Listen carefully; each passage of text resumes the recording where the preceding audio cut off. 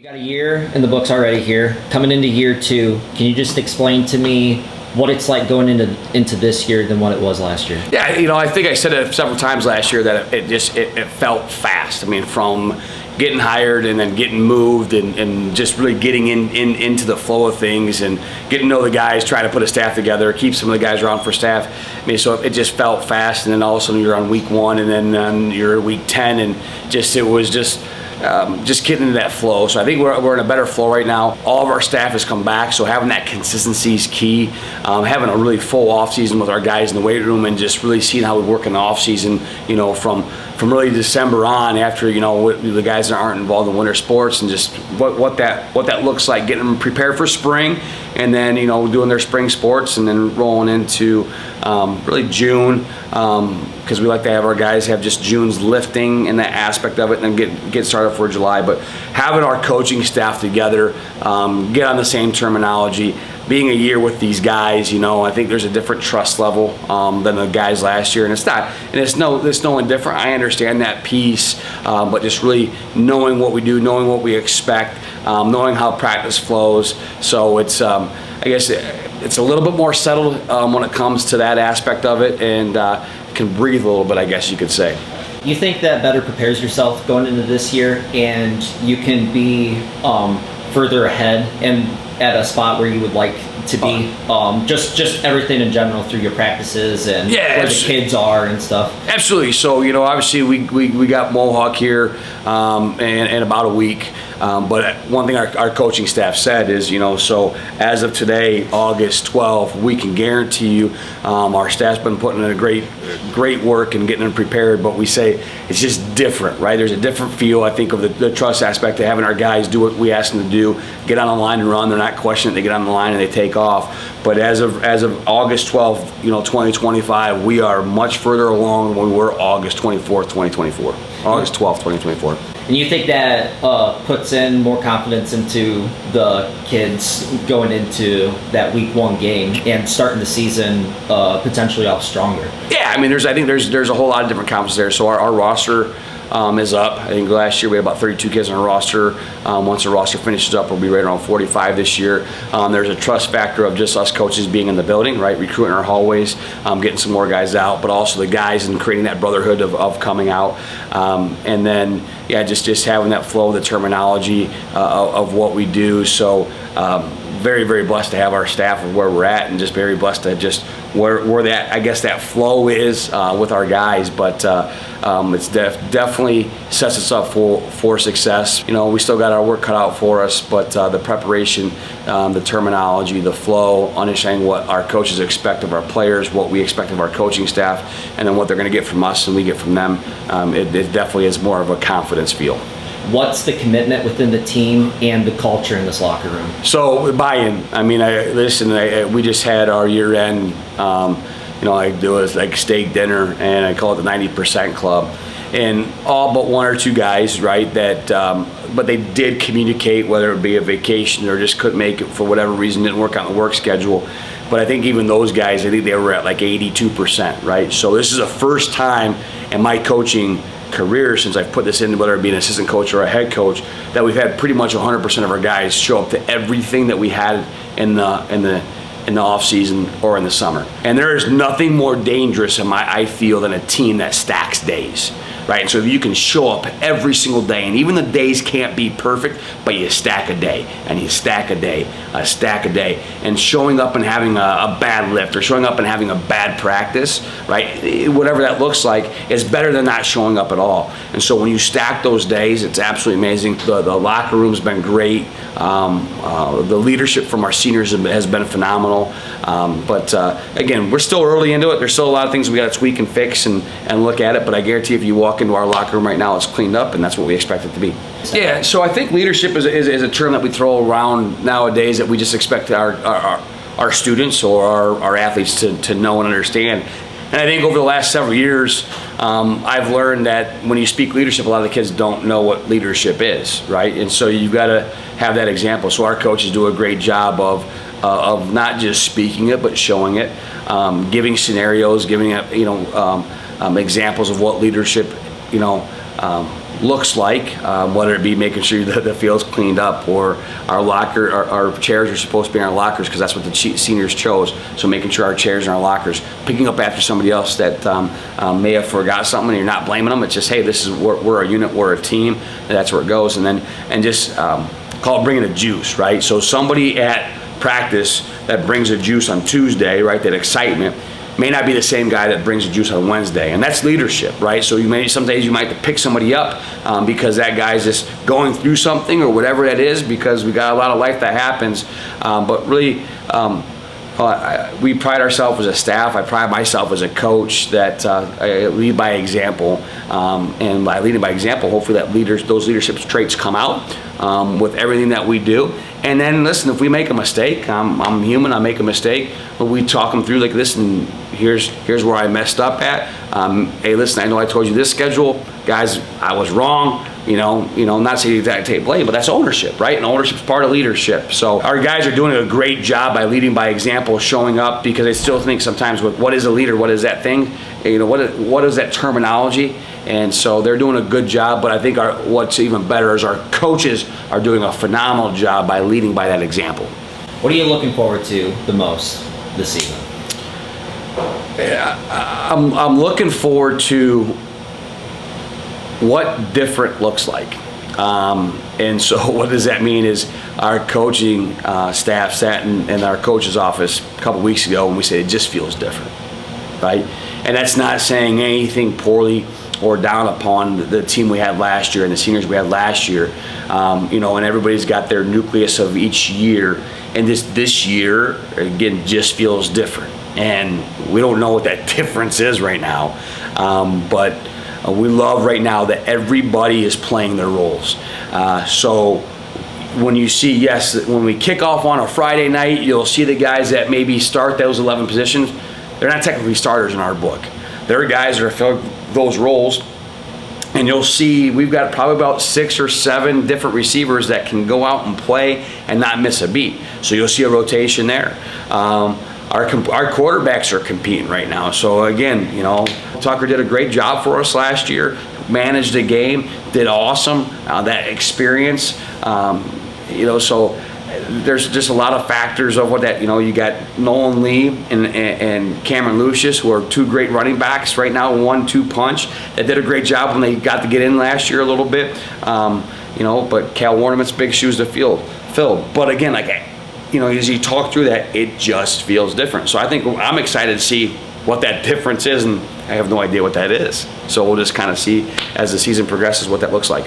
What's it like going over to Mohawk, and what's it like playing Mohawk consistently in week 1? Yeah, so obviously this will be year 2 for me doing it. I know that Calvert has done it for several years.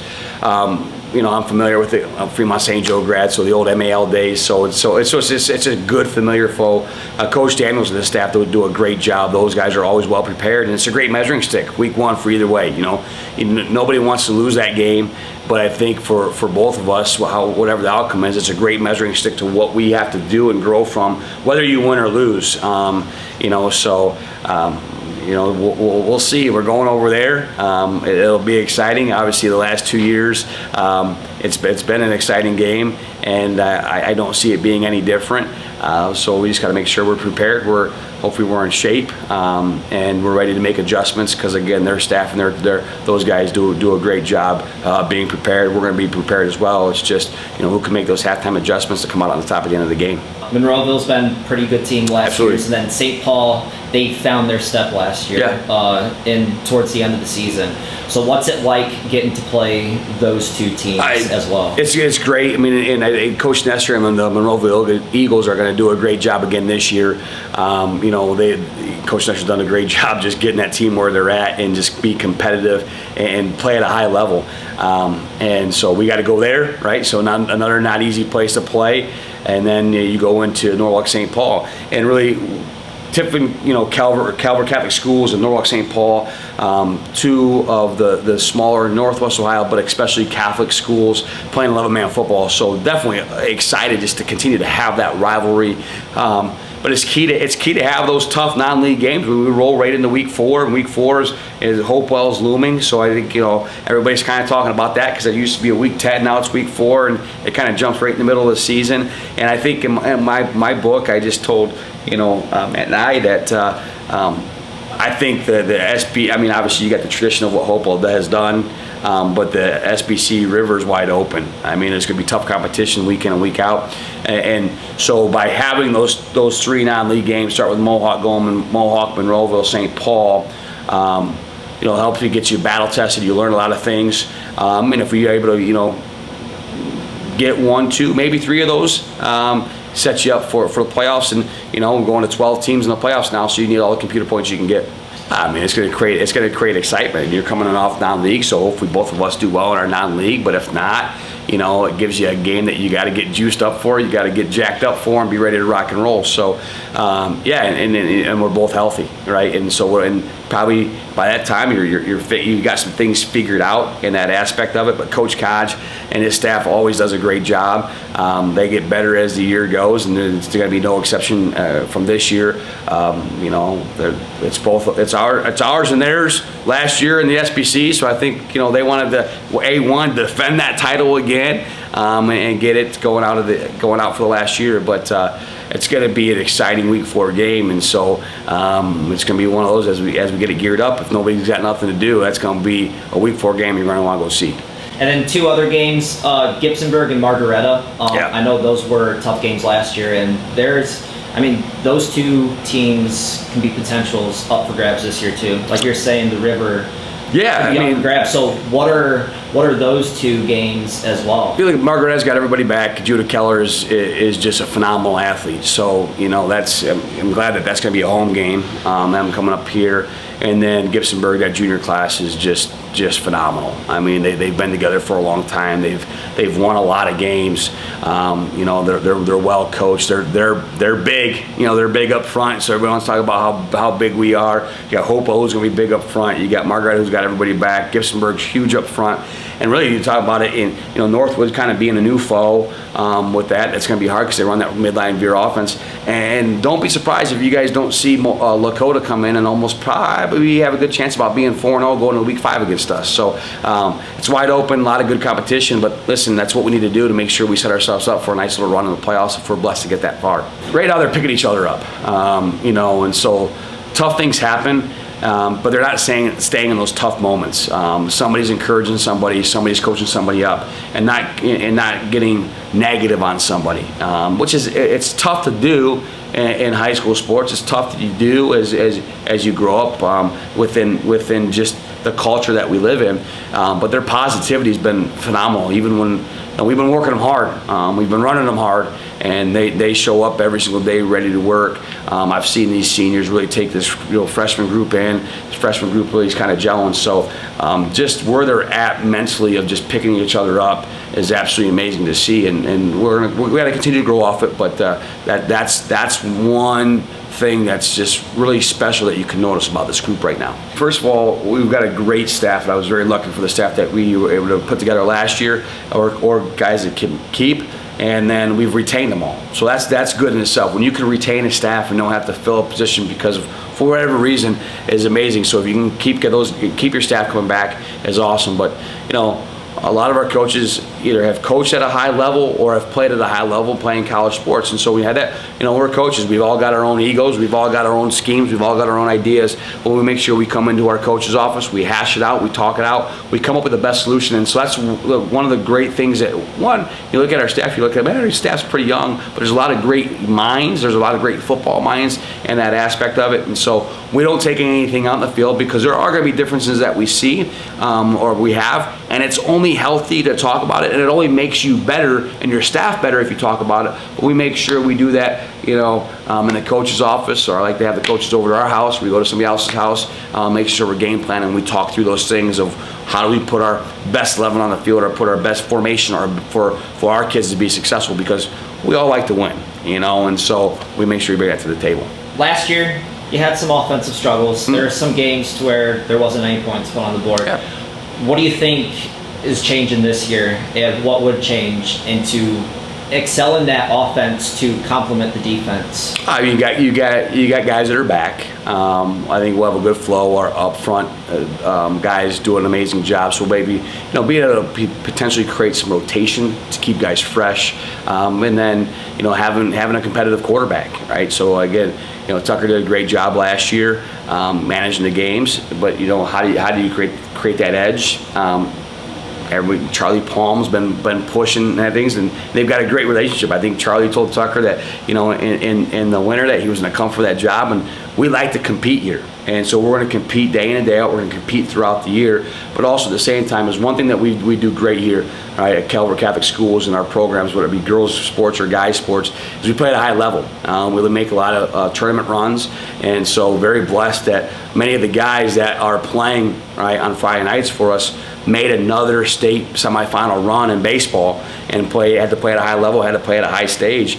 So very grateful for Coach Coleman and his staff, and the ball club to make a run like that, because it exposes our athletes to a high level of competition, to high level moments, which I think you'll continue to see that transcend for all we do. So and hopefully that transitions to no more goose eggs offensively on the board. But again, terminology, the flow with us coaches, putting it together, and really having our kids think the way we think on the sideline will be key moving into year 2 with all of us. And you think them going through that experience will just fuel them and change it for this year? Absolutely. It doesn't hurt. I mean, it doesn't hurt, right? I think it fuels them. That experience grows, and you got to learn from it. And when you get to that, you get so close in so many different times, whether it be a league championship, whether it be a district championship, whether it be a state championship, and you get so close, right? And that hunger's there. And God has a reason that we never know why it never goes our way, and whatever that looks like, right, in life, but the opportunity you get to go back and you get to evaluate that, right? Did I do the right thing in that situation, or did I do the right thing in that practice to carry over to this game? And whatever playing field it would be, or the basketball court, all right, the wrestling mat, the baseball diamond, football field, all right, or the track, and all those things in between, which I think is something great that we have here at Calvert Catholic Schools, where all of our athletes compete at a high level, and are coached at a high level with some great coaches. You're going to be playing all your games down at Heidelberg this year. Is there any meaning to have your home games down there? I mean, I think it's just the transition of trying to have Friday nights. Just to have a consistent schedule, to not move it back and forth. One of the big things is you do this because you love the kids, right? And you want to coach the kids. And if we would have played this year 3 games, and it would have been on a Saturday, and then next year, look at the schedule, 3 games would have been on a Saturday. So that would be 3 Saturdays that if I got a junior right now 6 Saturdays, if I have a junior that's being recruited, that wouldn't be able to go on college game day visits because we have a Saturday night game, right? So that's one of the factors, and we'll see. And it'll change up. It'll be a little bit exciting, and get down there, maybe get to practice a little bit more, and so. We'll see how it goes. But no, we're having fun. We're excited. I mean, I got us into a competition right now for the T-Mobile Friday Night Lights, going after $1 million grant, funds to, hey, maybe we turn this complex down here into our own little football stadium as well. So we'll see how that goes, and we're going to keep pushing out there and having some fun with it. The support you guys get each game day, and it goes on through the weeks too, but the people who show up on Friday nights, what does that mean? It's awesome. It's amazing. It's the same thing, but it's not just with what we do as a football program. It's what we do as a volleyball program, as baseball programs, as basketball programs. Any sport that we play, the support that we get is phenomenal, and we want to continue to make that grow. We want to make sure that tradition grows. We want to make sure our competitive level grows, and the momentum that comes from the stands and the support that comes from the stands and in the community. When you see our kids around, it's absolutely phenomenal, and our student athletes feed off that. Our band kids feed off of it. Victor Welch has done a great job with our band and drama department. So. I'm just so happy to be here, at Calvert Catholic Schools as a head football coach, now the principal, with just seeing what we do is amazing. But you hit the nail on the head. Like it's you look at it, it's different, right? I mean, there's a different support that our kids get, and it goes a long way for that. So just very, very exciting. What message do you want to send out to Seneca Nation this year? Hey, just keep showing up, keep supporting. We see you. We know you're there. Our kids feel it, and just having that energy and feeling where that comes from is absolutely amazing. And when we're out there, we're performing. We're going to put our best shot out there. Our kids work their tails off, and it's absolutely amazing. And so sometimes all you need is support, and that's all it is. So you can continue to do that with what we do. And I'm going to put my shameless plug in there. As you see our T-Mobile Friday Night Lights, that's what we do, is that we need that support. We need those likes, those shares on Instagram and on X, all that stuff, because hey, we've already won $5,000 with it by writing a story. We're on the next round of 25,000, and we're going after $1 million. So that same support, right, that same energy creates some momentum for what we do. So it's absolutely amazing, and looking forward to seeing you guys all season long. All right, appreciate it, and good luck this season. Thank you.